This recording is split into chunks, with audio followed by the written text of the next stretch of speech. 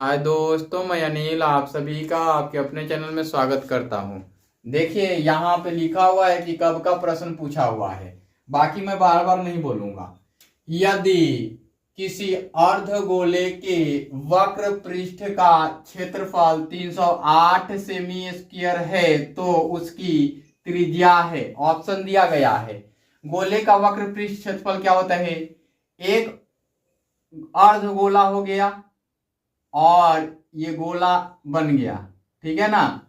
जब आप इस वृत्तीय पार्ट का एरिया निकालते हैं तो ये होगा 2πr²।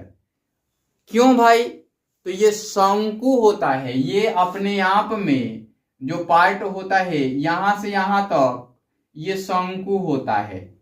और शंकु में वृत्त होते हैं। शंकु में क्या होते हैं? वृत्त होते हैं आधार में।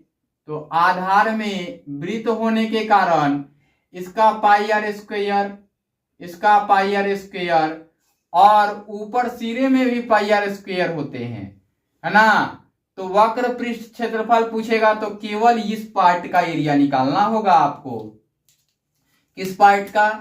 केवल इस पार्ट का एरिया आपको निकालना होगा, है ना। तो इस पार्ट का एरिया के लिए ये पार्ट और ये पार्ट ऐड कीजिएगा तो निकल जाएगा। इस पार्ट को ऐड जब कीजिएगा तो ये टोटल दे देगा। तो TSA देगा जो आएगा πr², 3 गुणा πr², यानी 3πr² आएगा। अगर कर्व सरफेस एरिया पूछा जाए तो आएगा 2πr², ये आएगा। इसको मैं इंग्लिश में एक बार बता दूं। If the area of a hemisphere, curve surface area of the hemisphere is equal to 308 centimetre square, अर्थात 308 सेमी स्क्वायर है, then find the value of their radius, या then its radius ऐसा पूछेगा। its radius ऐसा पूछ लेगा। तो आइए मैं इसको बताता हूं। यहां लिखा हमने सॉल्यूशंस, अर्थात की हल दिया है, अर्थात गिवन। क्या दिया गया है? वक्र पृष्ठ का क्षेत्रफल किसका? अर्धगोले का। अर्धगोले का वक्र पृष्ठ क्षेत्रफल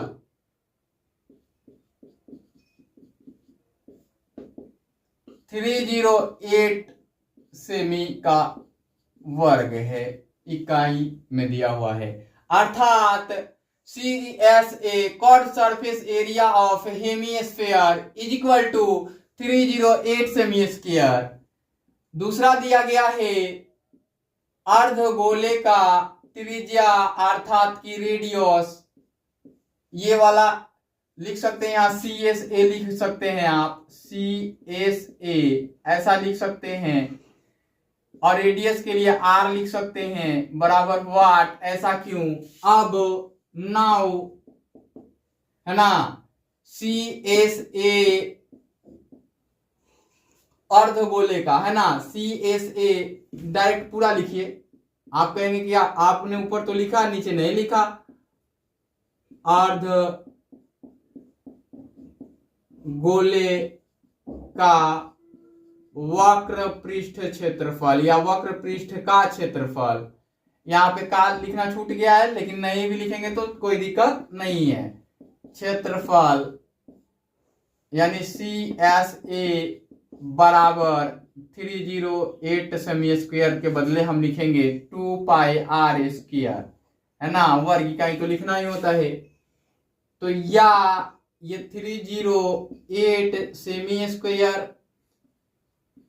स्क्वायर बराबर 2 इंटू 22/7 R² का R² लिखेंगे। अब देखिए हमने इसको इधर लाना है, इसको नीचे की ओर लाना है। तो एक कॉन्सेप्ट समझिए कि इससे इसको डिवाइड करेंगे, यहाँ पे 308 इंटू 7 होगा 2 इंटू 22 हो जाएगा, यहाँ आर स्क्वायर हो जाएगा। इसको कैंसिल करना है, कीजिए कैंसिल। तो ये आएगा 154 बार में, 154 बार में। फिर 11 से काटिएगा, 11 से तो ये 2 बार में कटेगा। इसको 11 से काटिएगा तो ये आपका कट जाएगा कितने बार में, ये कटेगा 14 बार में। और 2 से काटिएगा तो ये 7 बार में जाएगा, है ना, 7 बार में जाएगा। अब ये क्या मिला आपको, 7 गुणा 7, यहाँ आर स्क्वायर मिला। इसको हम लिख सकते हैं आर 7 का square is equal to R square. आप सभी जानते हैं जब बेस सेम होता है तो पावर सेम हो जाता है, और जब पावर सेम होता है तो बेस भी सेम हो जाता है। तो यहाँ पावर सेम है तो बेस सेम कर लेते हैं। तो आर बराबर, इसलिए आर बराबर 7 सेंटीमीटर। क्योंकि यहाँ सेंटीमीटर स्क्वायर था तो यहाँ सेंटीमीटर स्क्वायर लिखना पड़ेगा, ये सेंटीमीटर स्क्वायर लिखना पड़ेगा, ये सेंटीमीटर स्क्वायर लिखना पड़ेगा। और जब यहां से हटाएंगे तो सेंटीमीटर बाहर आ जाएगा, और यहां लिख देंगे चूंकि a पावर m हो बराबर b पावर m हो, तो क्या हो जाएगा, a बराबर b हो जाएगा। ये इसका उत्तर दे देगा, ये आंसर हो जाएगा